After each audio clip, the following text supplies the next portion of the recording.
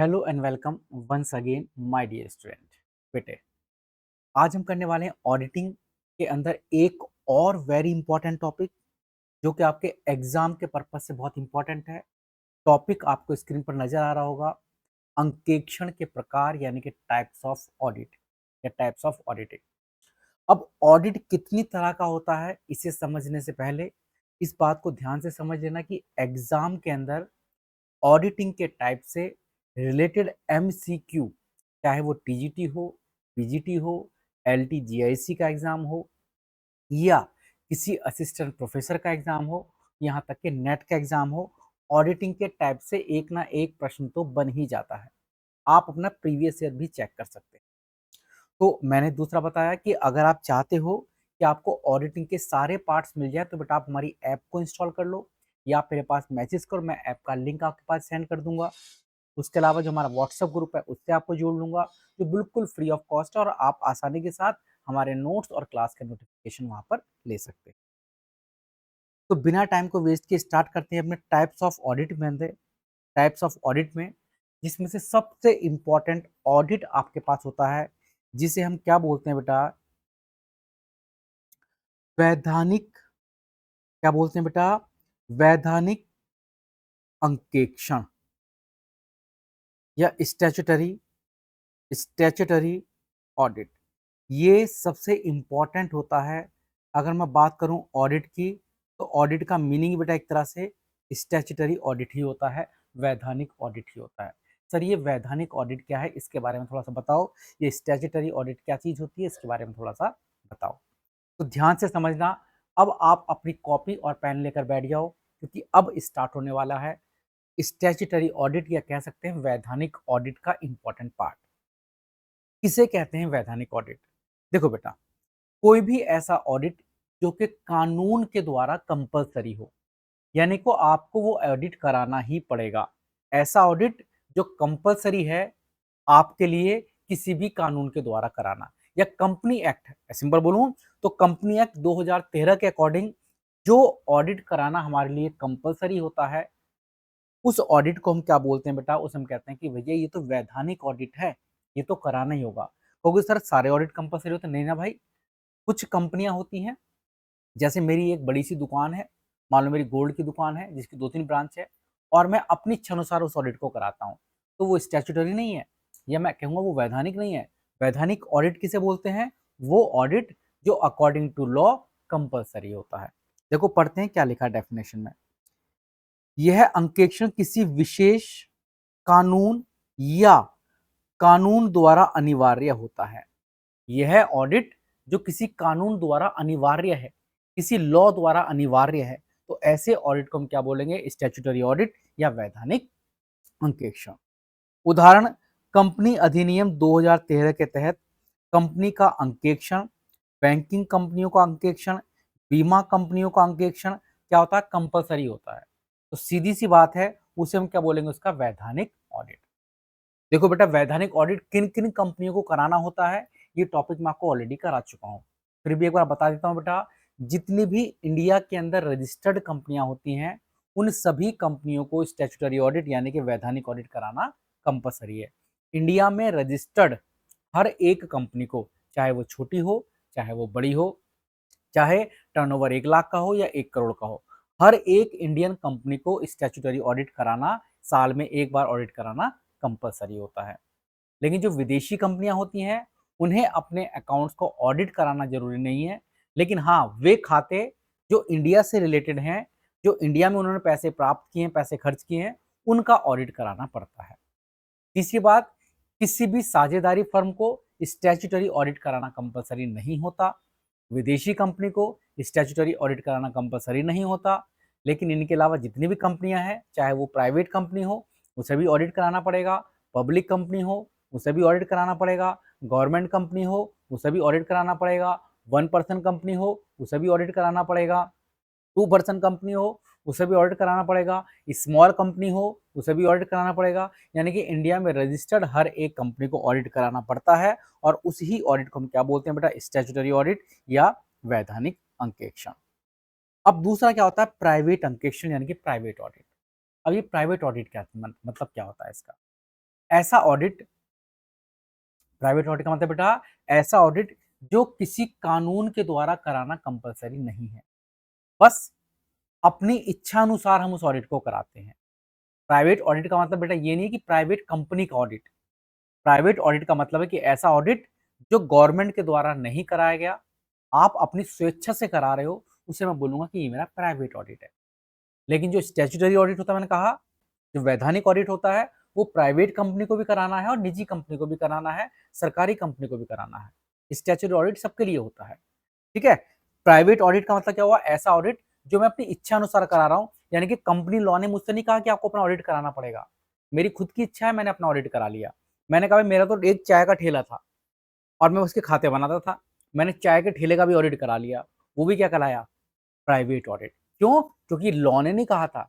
अगर कानून नहीं कहता और मैं अपनी इच्छा अनुसार कोई ऑडिट कराता हूं, तो उसे क्या बोला जाता है? उसे बोला जाता है निजी ऑडिट। ये कौन कराता है भाई? ये मालिक कराता है अपनी इच्छा अनुसार, ये जानने के लिए कि जो खाते बनाए गए हैं वो करेक्ट हैं कि नहीं है। ऐसा भी तो हो सकता है बेटा कि कंपनी के जो खाते बनाने वाले थे या कंपनी के एम्प्लॉय थे, उन्होंने कुछ चोरी कर ली, तो मालिक ने उन खातों की सत्यता को जांच करने के लिए अपना प्राइवेट ऑडिट करा लिया, तो उसी को क्या बोला गया? निजी अंकेक्षण। यह अंकेक्षण कानून द्वारा अनिवार्य नहीं होता, बल्कि संगठन के मालिक की इच्छा पर निर्भर करता है। उदाहरण सोल प्रोप्राइटरशिप हो सकती है, साझेदारी फर्म हो सकती है, या कोई ट्रस्ट हो सकता है जो अपनी ऑडिट कराए, है ना। इसका उद्देश्य होता है मालिक की सुविधा और आवश्यकता अनुसार वो लोग बेटा अपनी इच्छा अनुसार करा लेते हैं। तीसरा होता है सरकारी अंकेक्षण। कौन सा भाई? सरकारी अंकेक्षण, यानी कि गवर्नमेंट ऑडिट। अब गवर्नमेंट ऑडिट का मतलब क्या है? गवर्नमेंट ऑडिट का मतलब ये नहीं कि गवर्नमेंट आपके खाते चेक करने आएगी। नॉर्मली बेटा गवर्नमेंट ऑडिट का मतलब होता है जो गवर्नमेंट के डिपार्टमेंट होते हैं, उन गवर्नमेंट डिपार्टमेंट का गवर्नमेंट ऑडिट करवाती है। गवर्नमेंट डिपार्टमेंट का ऑडिट हो रहा है बेटा, या गवर्नमेंट की कंपनी है, गवर्नमेंट का कोई डिपार्टमेंट है, गवर्नमेंट की कोई अगर देखो बात करें ध्यान से, तो क्या लिखा है गवर्नमेंट ऑडिट के अंदर? लिखा है भाई आपके पास, यह एक सेकंड सॉरी, यह अंकेक्षण सरकारी विभागों, मंत्रालयों और सरकारी उपक्रमों के खातों की जांच करने के लिए किया जाता है। यह ऑडिट बेटा क्या होता है? सरकारी विभाग, सरकारी मंत्रालय और सरकारी उपक्रम, यानी कि कुल मिलाकर जो भी चीजें गवर्नमेंट के अंडर में आती हैं, तो गवर्नमेंट उनका ऑडिट कराती है, तो उस ऑडिट को क्या नाम दे दिया गया? गवर्नमेंट ऑडिट उसका नाम दे दिया गया, है ना। और भारत में इसका काम करता कौन है? यानी कि गवर्नमेंट कंपनी की ऑडिट कौन करने करेगा?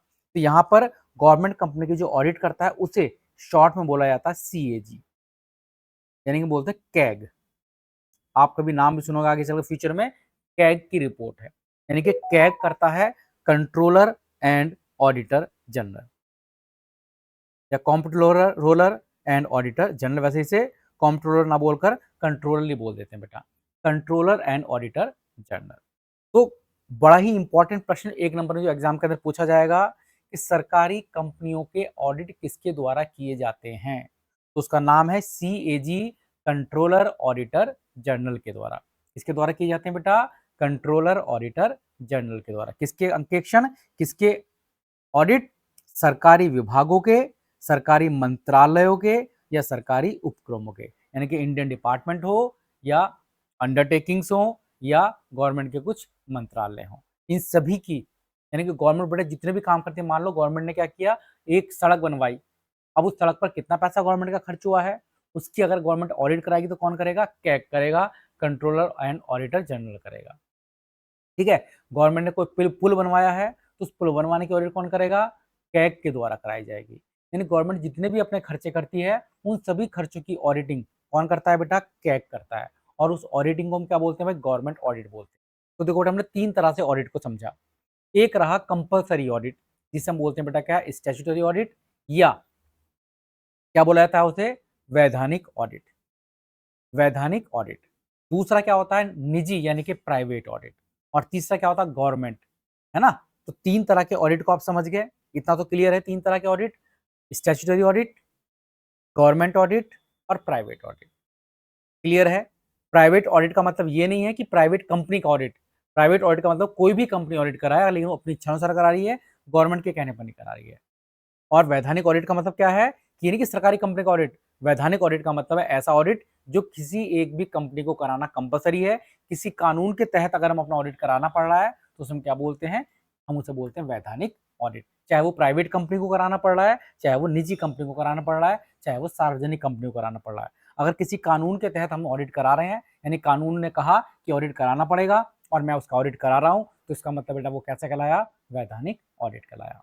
अब उसके अलावा समय के बेस पर भी, टाइम के बेस पर भी हम क्या करते हैं, ऑडिट को 3 पार्ट में डिवाइड कर सकते हैं। अकॉर्डिंग टू टाइम, समय के आधार पर ऑडिट 3 तरह का हो सकता है। एक होता है चालू अंकेक्षण। क्या होता है भाई, चालू अंकेक्षण। चालू अंकेक्षण का मतलब होता है कॉन्टिन्यूअस ऑडिट। सर ये कॉन्टिन्यूअस ऑडिट क्या होता है? बेटा ऐसा ऑडिट जिसमें कंपनी क्या करती है, अब बारी है सर चालू ऑडिट कौन सा है ये, आप इसे प्राइवेट मान लो, आप इसे वैधानिक मान लो, यानी कि वो तो वो तरीके किसकी वजह से कराना पड़ रहा है। अगर इच्छा से करा रहे हो तो वो कैसा था, प्राइवेट था। गवर्नमेंट की कारण की वजह से करा रहे हो तो वो कैसा था, वैधानिक ऑडिट था। अब वैधानिक ऑडिट हो या प्राइवेट ऑडिट हो, उसे मैं 3 तरह से करा सकता हूं, चाहे वैधानिक हो चाहे निजी हो। ऑडिट को मैं 3 तरह से करा सकता हूं। 3 तरह से कैसे, एक होता है चालू अंकेक्षण, एक होता है वार्षिक अंकेक्षण और एक होता है अंतरिम अंकेक्षण। चालू, वार्षिक और इंटरिम। कह सकते हैं बेटा चालू का मतलब आपके पास क्या हुआ, कॉन्टिन्यूअस ऑडिट या फाइनल ऑडिट या इंटरिम ऑडिट। ऑडिट को मैं 3 भागों में फिर से डिवाइड कर रहा हूं।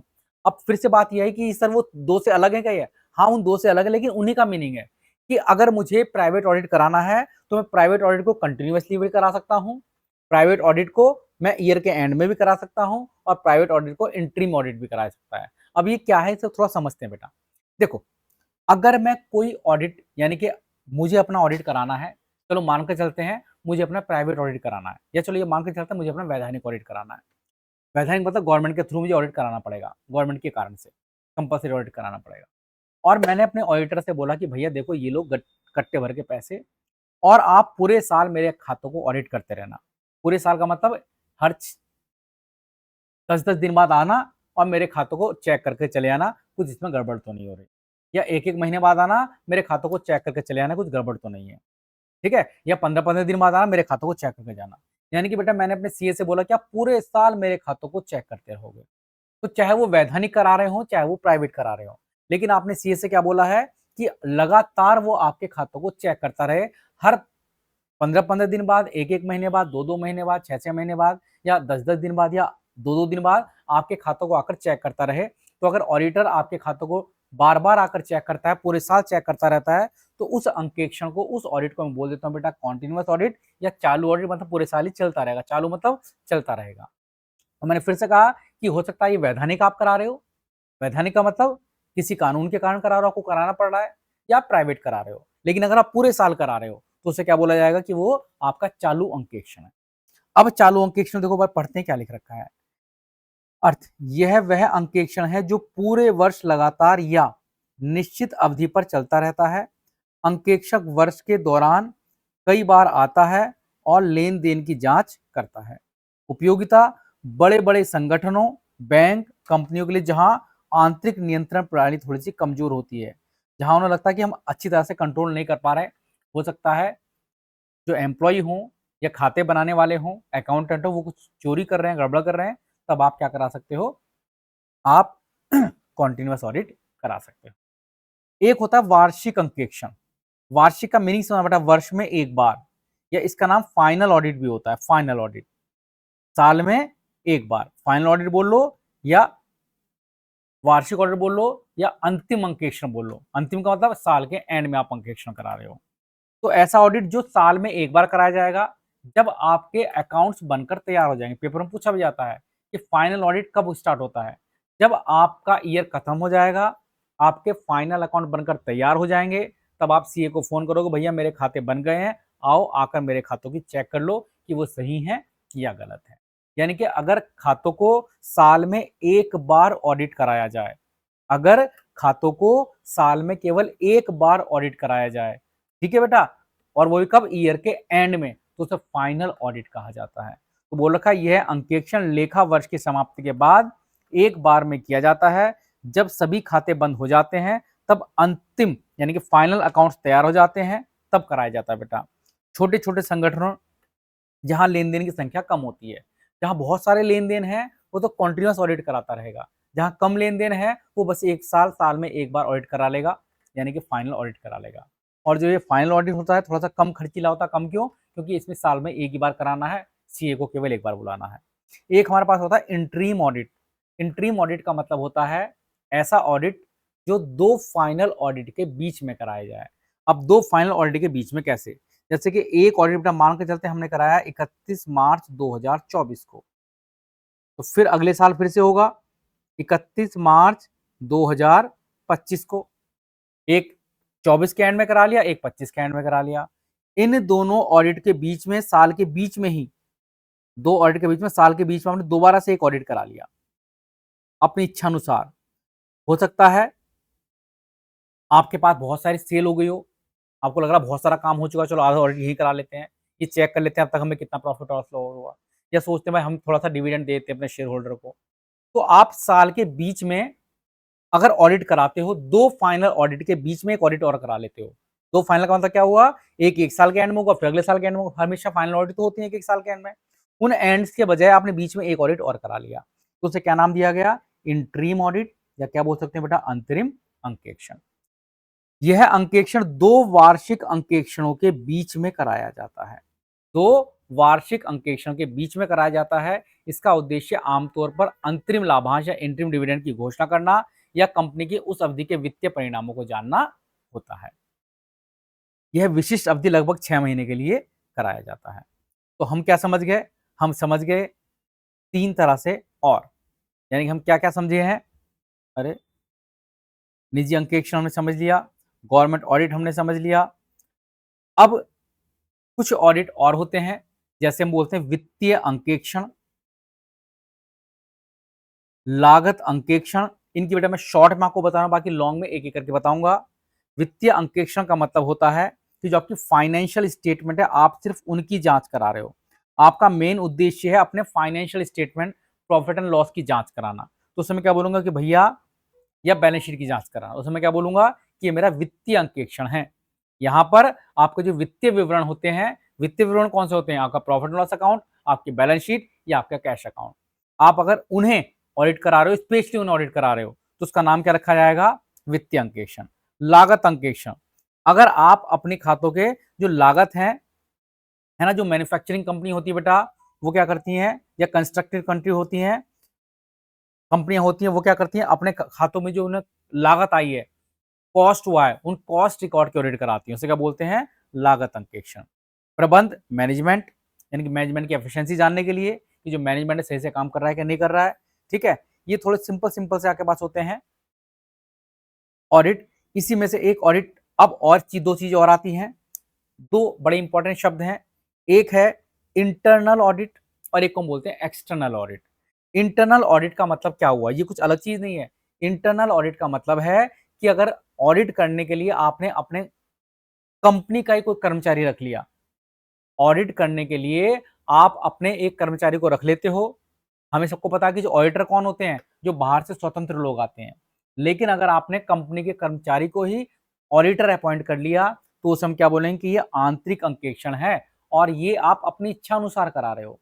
अपने कर्मचारी से ऑडिट करा रहे हो, भाई आप खुद चेक करना चाहते हो हमारे खाते सही है कि नहीं है, या फाइनल ऑडिट होने वाला है, बाहर से सीए आएगा, उसके आने से पहले पहले आपने अपने कर्मचारी से कहा कि भैया वो आकर तुम्हारी बेइज्जती करेगा, आप खुद से अपने खातों की एक बार क्या कर लो? चेक कर लो। उसे हम क्या बोलेंगे? आंतरिक अंकेक्षण या इंटरिम ऑडिट। ये कंपनी के एम्प्लॉय खुद ब खुद करते हैं, कोई बाहर से करने के लिए नहीं आता। इसमें कोई विशेष योग्यता की आवश्यकता भी नहीं है, कंपनी के एम्प्लॉय करेंगे, चाहे पढ़े लिखे से करा लो, अनपढ़ से करा लो, कराओगे तो पढ़े लिखे से ना भाई। एक होता है बाह्य अंकेक्षण। बाह्य का मतलब बेटा जहां पर ऑडिटर बाहर से आए, कोई सीए बाहर से आता है बेटा। जैसे हम क्या कराते हैं, अपने जितने भी नॉर्मली ऑडिट कराते हैं बेटा, या बोल सकते हैं, ठीक है, जो भी हम ऑडिट कराते हैं, जहां बाहर से अगर कोई सीए को बुलाकर हम ऑडिट करा रहे हैं, ठीक है, वो चार्टेड अकाउंटेंट हो, तो उसे हम क्या बोलेंगे? भैया यह एक इंडिपेंडेंट पर्सन से हमने ऑडिट कराया है, ये हमारा एक्सटर्नल ऑडिट है, बाह्य अंकेक्षण है। ठीक। अब उसके अलावा कुछ चीजें और होती हैं, जैसे कि हमारे पास क्या होता है? Internal check. ये अलग से टॉपिक है, हम पढ़ेंगे कि इंटरनल चेक क्या चीज होती है। ठीक। तो देखो नॉर्मल से अगर बात करें इंटरनल चेक की, चलो बात कर ही लेते हैं। इंटरनल चेक का मतलब क्या होता है? इंटरनल आंतरिक चेक का मतलब क्या होता है कि आपके पास जो एम्प्लॉय हैं, आप इस तरह से उन एम्प्लॉय को लगाओ कि एक एम्प्लॉय का काम दूसरे एम्प्लॉय के द्वारा चेक कर लिया जाए। ऐसा आपने बैंकों में भी देखा होगा। बैंक में कभी आप अपने चेक को भुनाने के लिए लेकर जाना, तो जैसे आप किसी काउंटर पर चेक दोगे, वो उस चेक को देखेगा, उस पर साइन करेगा और उस चेक को क्या करेगा, दूसरे वाले गल्ले के हाथ में पहुंचा देगा कि अब तुम चेक करो। अब वो दूसरा व्यक्ति क्या करेगा, उसके आगे का प्रोसेस करेगा, वो चेक करेगा कि पिछले वाले ने सही किया नहीं किया, और उसे चेक करके वो थोड़ा सा काम अपने आप से करेगा, फिर इस चेक को वो अगले वाले व्यक्ति को दे देगा। अब वो इसमें कुछ सीरियल नंबर वगैरह चेक करेगा, आपके सिग्नेचर वगैरह चेक करेगा, और ये वापस लौटाकर किसे दे देगा, इसे दे देगा कि ठीक है, सब कुछ ठीक है। तो इस सिस्टम को हमने क्या बोला गया कि इंटरनल चेक। इंटरनल चेक का मतलब होता है एम्प्लॉय की इस तरह से व्यवस्था कर दो, एम्प्लॉय को इस तरह से लगा दो कि वो आपस में एक दूसरे के काम को क्या करते रहें, चेक करते रहें। तो जब हम अपने ही एम्प्लॉय को इस तरह से व्यवस्थित करते हैं, इस तरह से उनका अरेंजमेंट करते हैं कि एक एम्प्लॉय दूसरे एम्प्लॉय के काम को चेक कर देता है, उसे क्या बोला जाता है, इंटरनल चेक बोला जाता है। इंटरनल चेक बोला जाता है। और इंटरनल ऑडिट क्या है? अपने खातों की चेकिंग की जा रही है बेटा, है ना। एक होता है इन्वेस्टिगेशन। ऑडिटिंग अलग शब्द है और इन्वेस्टिगेशन अलग शब्द है। ऑडिट और इन्वेस्टिगेशन क्या होता है उसकी भी चर्चा करेंगे अलग वीडियो में। ये लगभग थोड़ी 20 से 21 मिनट की हो चुकी है। अगला टॉपिक वही होगा कि ऑडिटिंग और इन्वेस्टिगेशन क्या है और ऑडिटिंग में और इन्वेस्टिगेशन में क्या अंतर होता है। चलेगा, तब तक के लिए जय हिंद, जय भारत। मिलते हैं नेक्स्ट क्लास में।